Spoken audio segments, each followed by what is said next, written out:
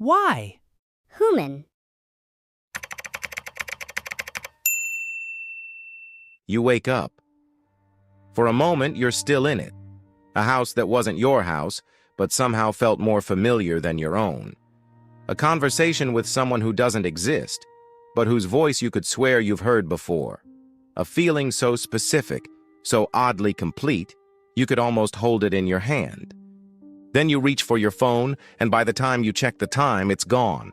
Not faded slowly, the way a memory usually fades over days or years. Gone, almost instantly, like it was never there at all.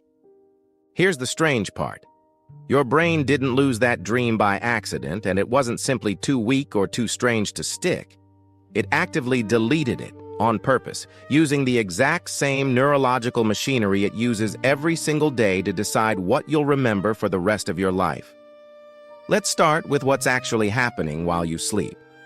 Most of your vivid, story-like dreaming happens during a stage called REM sleep, short for rapid eye movement. Your eyes dart back and forth beneath closed lids, quick and erratic. Your brain activity, if you looked at a scan of it, looks almost identical to being fully awake, sometimes even more active in certain regions. But your body is essentially paralyzed during this stage, a state researchers call REM atonia, which stops you from physically acting out whatever your brain happens to be imagining. It's a safety mechanism, and in rare cases where it fails, people do actually act out their dreams, sometimes violently, which is how researchers first confirmed how tightly the paralysis and the dreaming are linked. During this stage, your brain is doing something remarkable. It's replaying fragments of your day, mixing them with old memories, emotions, and half-formed associations you didn't even consciously notice, stitching all of it into the bizarre, often nonsensical narratives you experience as dreams. Neuroscientist Matthew Walker, who has spent decades studying sleep at UC Berkeley, describes REM sleep as a kind of overnight therapy session, where your brain works through emotionally charged experiences without the flood of stress chemicals that accompanied them the first time around during your waking hours. So if all that processing is happening, why can't you remember any of it a few minutes later? The answer comes down to chemistry, and it's almost unfair how precise the mechanism actually is. Forming a long-term memory you can consciously recall later requires a neurotransmitter called norepinephrine, along with steady, coordinated activity in a brain region called the hippocampus, which functions essentially as your brain's memory filing system, deciding what gets converted from a fleeting experience into something retrievable weeks or years from now. During REM sleep, norepinephrine production drops to nearly zero, one of the only times all day this happens. Your hippocampus, meanwhile, becomes measurably less connected to the prefrontal cortex, the region responsible for the kind of conscious, narrative-level memory storage you rely on to recall your morning, your week, your childhood. In other words, at the exact moment you're generating some of the most vivid mental experiences of your life, your brain has essentially switched off its own recording device. Think about what that means, practically. Your dream isn't being written to permanent storage while it happens.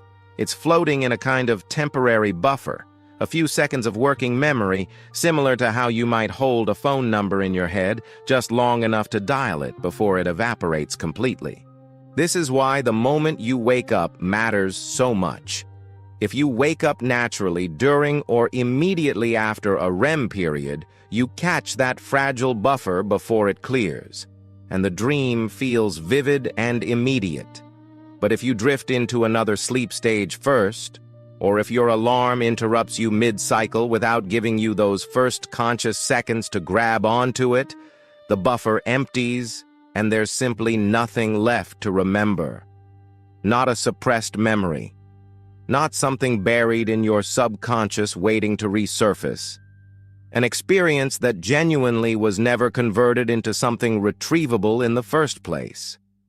There's a researcher named Robert Stickgold at Harvard who has spent years studying exactly this handoff between sleep stages and memory.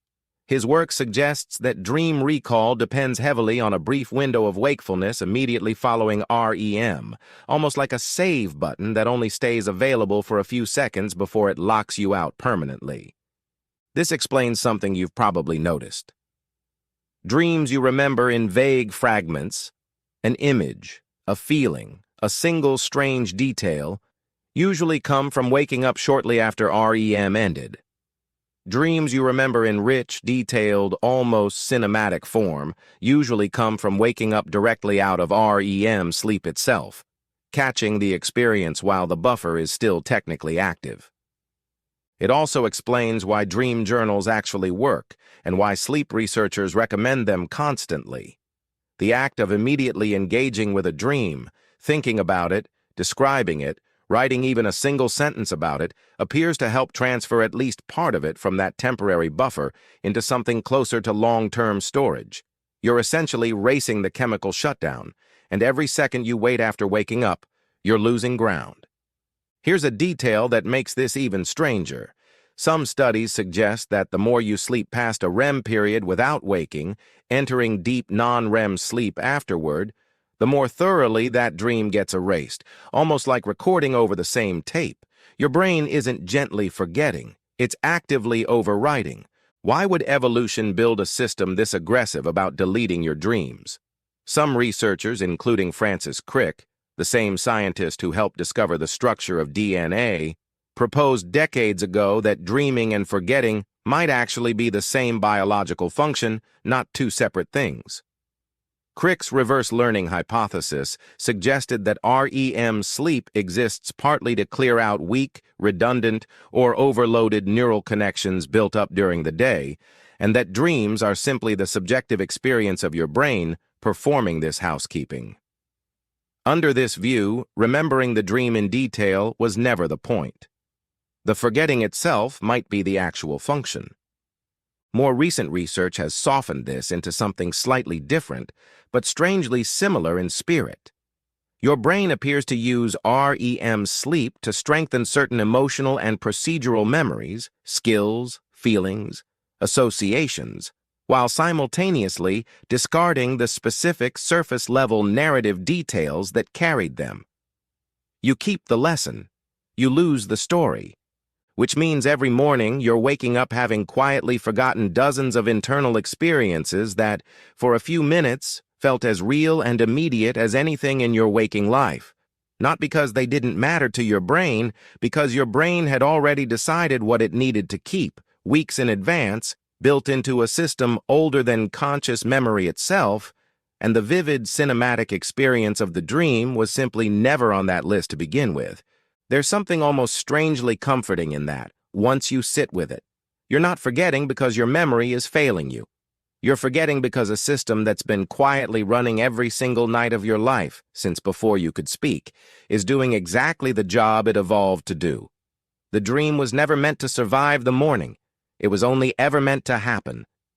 So the next time you wake up mid-dream, gasping slightly, trying to hold on to some fading image before it disappears entirely, know what's actually happening underneath it.